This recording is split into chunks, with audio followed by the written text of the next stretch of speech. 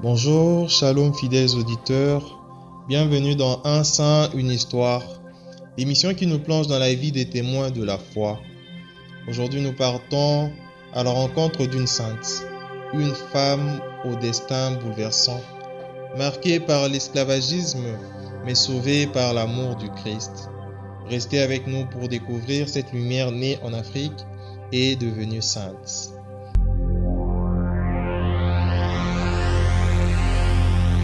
Nous parlerons de Sainte Joséphine Bakita.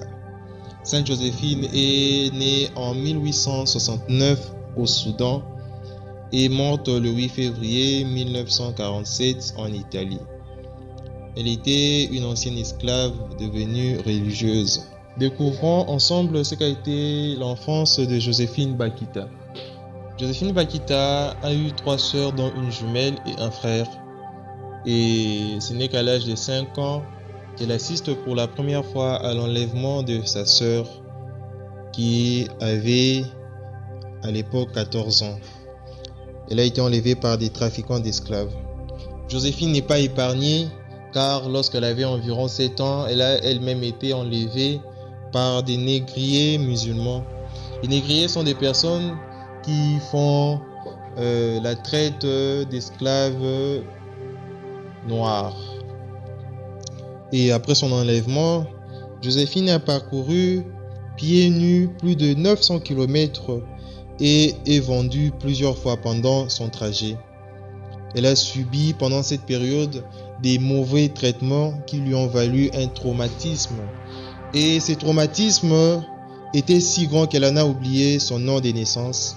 C'est ainsi qu'on lui a attribué le nom de Bakita, qui signifie en arabe la chanceuse.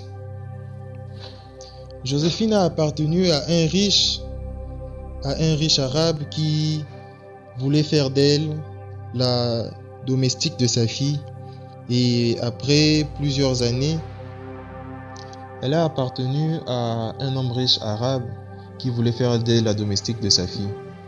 Et elle a également appartenu à un général turc qui avait ordonné à l'époque que Bakita soit scarifiée selon la méthode du tatouage par incision.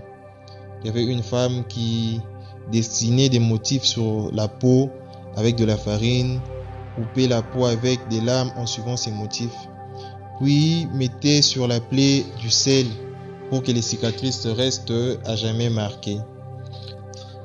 Et ce n'est que lors du début de la guerre de Mahdiste que ce général a vendu tous ses esclaves. Et à l'époque, Joséphine, âgée de 14 ans seulement, est acquise par les consuls d'Italie à Khartoum. Et ce consul s'appelait Callisto Legnani. C'est ce consul qui lui a donné le second prénom Joséphine. Et ce consul l'a traité plus humainement que les autres. Et lorsque, en 1885, le consul quitte la Soudan pour cause de la révolution mahdiste, Bakita lui a demandé de l'amener, mais le consul a dans un premier temps refusé.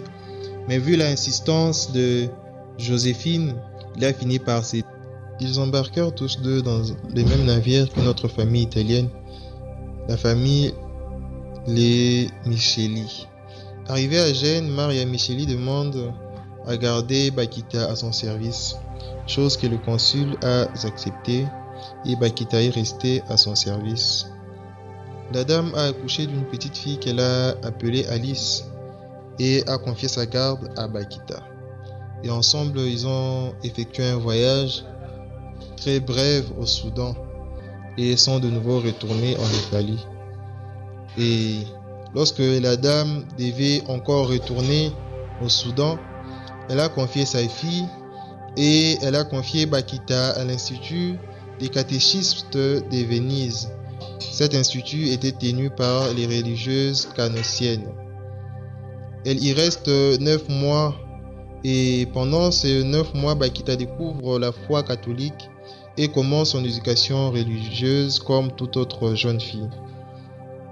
Et lorsque la dame fut de retour Bakita a refusé de quitter l'institut. Et face à cela, la dame était forcée de faire intervenir la justice. Et une fois en justice, l'affaire a été tranchée le 29 novembre 1889. Le procureur à l'époque a déclaré Bakita libre de choisir où elle voulait rester puisque en Italie, l'esclavage n'existait pas. Et à l'époque, Bakita n'avait que 20 ans. C'est ainsi que commence la vie religieuse de Joséphine Bakita. Baptisée le 9 janvier 1890 par le cardinal archevêque de Venise et reçoit sa confirmation. Elle prend alors le nom de Joséphine Margaret Fortunata. Le 7 décembre 1893, soit 3 ans seulement après son baptême, elle a exprimé son souhait de devenir religieuse et Bakita rejoint le noviciat des Sœurs de la Charité à l'Institut des catéchuménats de Venise. Elle prononce alors ses premiers vœux le 8 décembre 1896 à Vérone. Ce n'est qu'en 1927 qu'elle prononce ses vœux perpétuels. Et après cela, on lui a donné le surnom de la petite mère noire. Et pendant la Seconde Guerre mondiale, bien que la ville soit bombardée, aucun habitant n'a péri et Bakita est considérée comme leur protectrice. Le 8 février 1947, Joséphine Bakita décède des suites d'une longue maladie. C'est en 1958, sous le pontificat de Jean XXIII, que commence le procès pour la cause de canonisation. Le 1er décembre 1978, l'Église publie un décret sur l'héroïcité de ses vertus. Ce n'est que le 17 mai 1992 que Joséphine Bakita a été béatifiée et est canonisée par Jean-Paul II le 1er octobre 2001. Et le pape Benoît XVI, d'heureuse mémoire, qui avait une affection particulière à l'encontre de cette sainte, l'avait d'ailleurs mentionné dans une de ses encycliques en disant « Cette sainte fille d'Afrique montre qu'elle est véritablement un enfant de Dieu. L'amour et le pardon de Dieu sont des réalités tangibles qui transforment sa vie de façon extraordinaire. » Au sein de l'Église, notre mère, Sainte Joséphine Bakita, figure au calendrier des saints et est fêtée le 8 février, jour anniversaire de sa mort.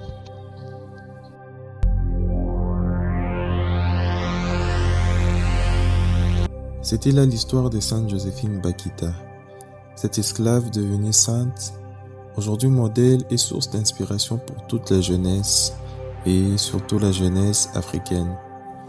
À vous, chers jeunes, nous lançons ce message fort. Ne laissez jamais votre passé définir votre avenir. Tu es jeune et peut-être que tu as connu des moments douloureux ou sombres. Mais souviens-toi, Bakita, malgré un passé marqué par l'esclavage et la souffrance, est devenue une sainte. Toi aussi, quel que soit ton vécu, Dieu peut transformer ta vie et écrire avec toi une histoire encore plus belle que celle que tu vis en ce moment. Apprenons également de son courage à pardonner. Bakita a trouvé la force de pardonner à ses bourreaux sans haine. Elle a compris que le pardon ne libère pas l'autre, mais libère d'abord celui qui pardonne. Ne portez pas, chers jeunes, le poids de la rancune. Avancez dans la vie en paix. Elle nous enseigne aussi que c'est dans le Christ que l'on puise la vraie force. C'est en découvrant Jésus qu'elle-même a trouvé la paix, le sens et la lumière de sa vie. Chers jeunes, mettons le Christ au centre de notre vie, approchons-nous toujours de lui et il éclairera notre chemin. Enfin, Joséphine Bakita nous inspire par son humilité, sa patience et sa persévérance. Elle a supporté des années de souffrance avec courage et foi. Apprenons à être patients. Chers jeunes, tout ne vient pas vite dans la vie. Mais Dieu agit même dans les silences. Même dans les silences le plus total, il est là et il agit. Apprenons toujours à imiter cette femme, cette esclave que Dieu a élevée en dignité et faisant d'elle une sainte, la toute première femme africaine à être canonisée, faisant d'elle toujours un modèle pour nous. Merci de votre attention et retrouvons-nous pour le prochain épisode.